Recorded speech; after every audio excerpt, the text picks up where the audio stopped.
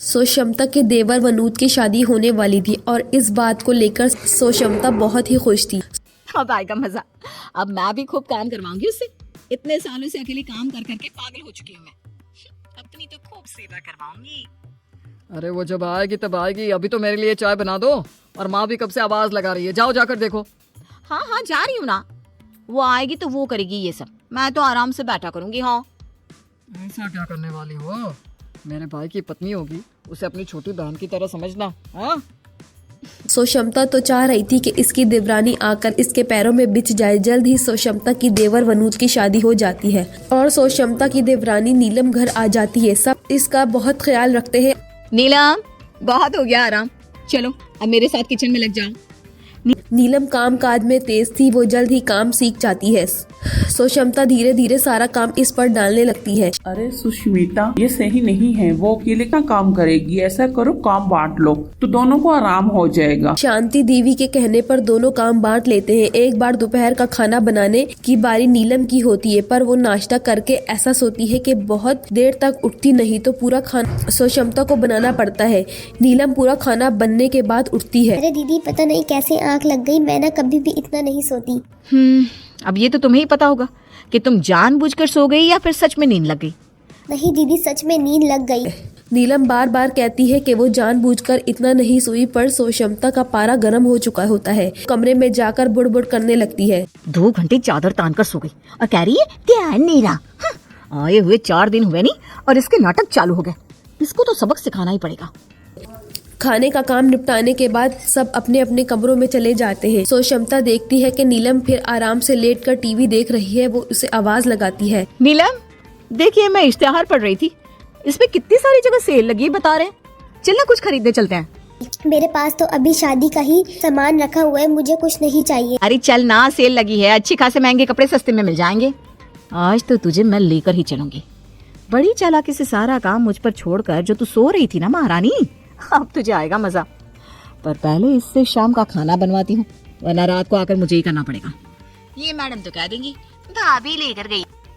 नीलम फटाफट अच्छे से तैयार हो जाती है और जब पूरी तैयार होकर बाहर आती है तो अरे मुझे तो ध्यान ही नहीं रहा, खाना बनाना है ना। खाना बनाकर चलते हैं। तुम ऐसा करो, रसोई में चलो, मैं बच्चों के कपड़े प्रेस करके अभी आती हूँ।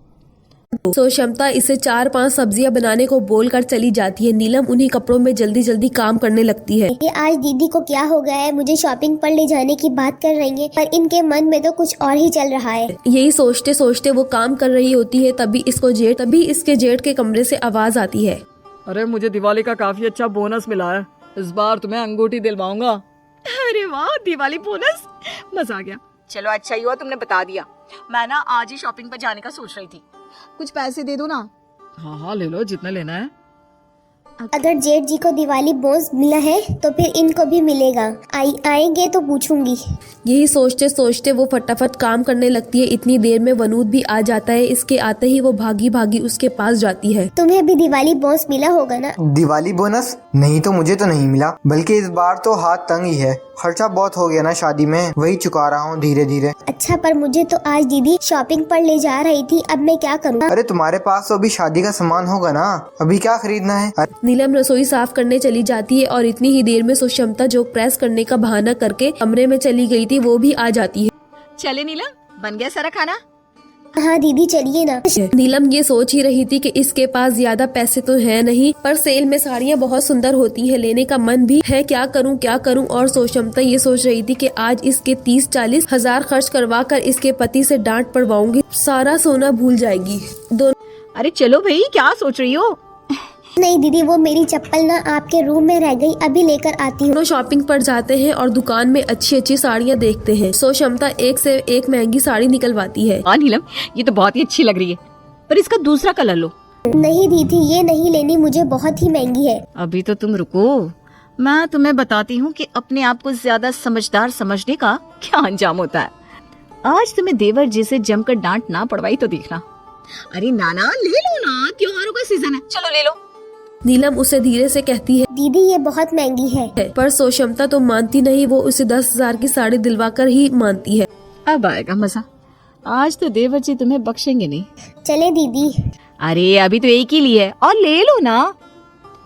ठीक है, आप बोल रही हैं तो फिर सबके सब ले ही लेती हूँ। भैया जरा 21-22 साल की लड़की के लिए दिखाना साड़ी, मेरी चचेरी बहन है ना इसके लिए। हाँ हाँ दिखाओ भैया, और जरा अच्छी महंगी सी दिखाना।